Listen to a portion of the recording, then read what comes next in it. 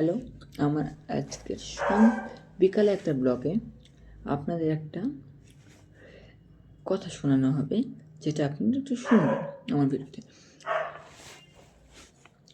এই যে মহাভারত, সেই মহাভারতে যে পাণ্ডব কৌরব পক্ষে লড়াই হলো, সেখানে সবচেয়ে বেশি হার কাদের হয়েছিল, পাণ্ডবদের না কৌরবদের?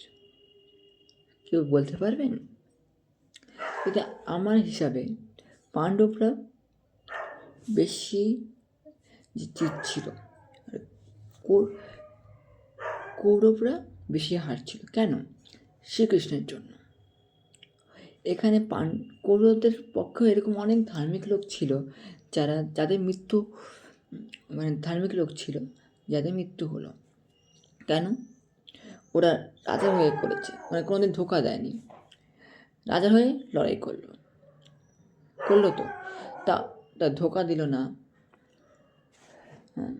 রাজার সাথ দিল, তাই ওদের মৃত্যু হয়ে গেল। কেন মৃত্যু হলো? ওরা ছিল অধর্মের পক্ষে। হ্যাঁ, ছিল। আর যারা শ্রীকৃষ্ণ যে লড়াইটা করলো, সেই পক্ষে শ্রীকৃষ্ণ যেভাবে লড়াই করলো, ওদের মারলো, সেটা অধর্ম ছিল না? পাণ্ডবরা যেখানে লড়াই করলো, ভীষ্মকে, পিতামহ ভীষ্মকে মারা হলো একটা মেয়েকে সামনে রেখে।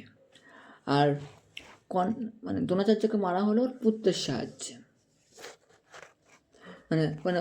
দ্রোণাচার্যের পুত্র যুধিষ্ঠির যে কোনোদিন মিথ্যা বলে না, সেও অধর্ম করলো, মিথ্যে বলে দিল, অর্ধেক সত্যি অর্ধেক মিথ্যা বলল। অতি গজ অতি হস্ত, বুঝেছেন?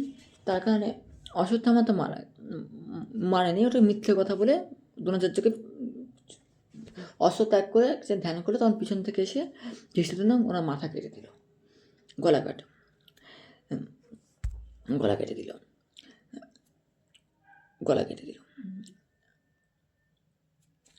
আর ওই কর্ণের কীভাবে মৃত্যু হলো? কর্ণ যখন লড়াই করছিল, ওনার চাকাটা মাটির নিচে বসে গেল। যখন মাটির নিচে বসেছিল, তখন ওকে তীরতে মারা হলো। হ্যাঁ, মারা হলো। আরও ছল করা হয়েছিল পাণ্ডবরা। একটা কোশ্চেনের উত্তর দিন। দেবপুত্র হয়তো অনেক কিছু পাওয়া যায়। কর্ণের কাছে অভিশাপ পেল।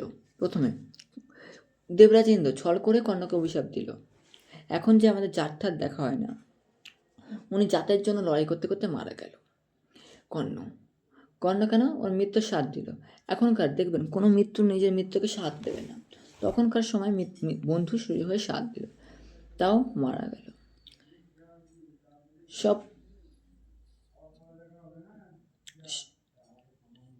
সব পাণ্ডবরা স্বর্গে গেল। বলতে পারেন? পাণ্ডবরা স্বর্গে গেল। কর্ণ কেন স্বর্গে গেল? কর্ণ দান ধ্যান এত ওদের চেয়ে সবচেয়ে ভালো কাজ করেছে, তাও। আর কর্ণকে শ্রীকৃষ্ণ মারলো কেন? যখন কর্ণের মৃত্যু হলো, তখন বলা হয়েছিল, শ্রীকৃষ্ণ বলছিল কর্ণকে, তুমি যে এত ভালো কাজ করেছো, আর তোমাকে আর পাপের পক্ষে থাকতে হবে না, কষ্ট সহ্য হতে হবে না। কর্ণ পাণ্ডবদের কাউকে মারলো না, আর নিজের মৃত্যুর সাথ ছড়ল না। এখানে মৃত্যুকে ধোকা দিল না, আর নিজের ভাইকেও মারল না। এভাবে কর্ণের মৃত্যু হলো। আমার একটু কোশ্চেন রয়েছে। শ্রীকৃষ্ণ পাণ্ডবরা লড়াই করেছে অধর্মের পক্ষ দিয়ে, আর আর কর্ণ লড়াই করেছে অধর্মের পক্ষ। পাণ্ডবরা ধর্মের পক্ষে লড়াই করেও অধর্ম কাজ করেছে, আর ওরা অধর্ম করেও ওরা দেখবেন শুধু অভিমন্যুকে ছল করে মারলো, দ্রৌপদীর বস্ত্রহরণ, দ্রুতক্রিয়া এইসব করেছিল। আর একটু কোশ্চেন ছিল, আমরা যদি বলি পাণ্ডবরা অধর্ম করেছে না কৌরবরা, সেটা জানতে চাই। আর আমার লাস্ট কোশ্চেন, কর্ণের সাথে এত ছল হলো, তখন তো শ্রীকৃষ্ণ আটকালো না। অর্জুনের সময় যখন সব কিছু হতে, শ্রীকৃষ্ণ এক পক্ষে অর্জুনকে প্রায় বাঁচাতে লাগলো। দ্রুত ক্রিয়ার সময় ওর স্ত্রী বুঝেছেন, কেউ আওয়াজ উঠায়নি, কর্ণ উঠেছিল, আর আর দুজনে একটা ভাই উঠেছিল।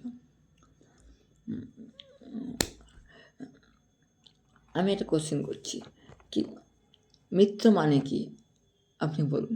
মিত্রর স্বাদ নেভানো, মিত্রকে ভুল পথে যাওয়া থেকে আটকানো, তাকে মিত্র বলা হয়। না যে মিত্রের সবসময় সহায়তা করে তাকে মিত্র বলা হয়? কাকে মিত্র বলা হয় এটুকু বলে দিন। এটাই আমার লাস্ট কোশ্চেন।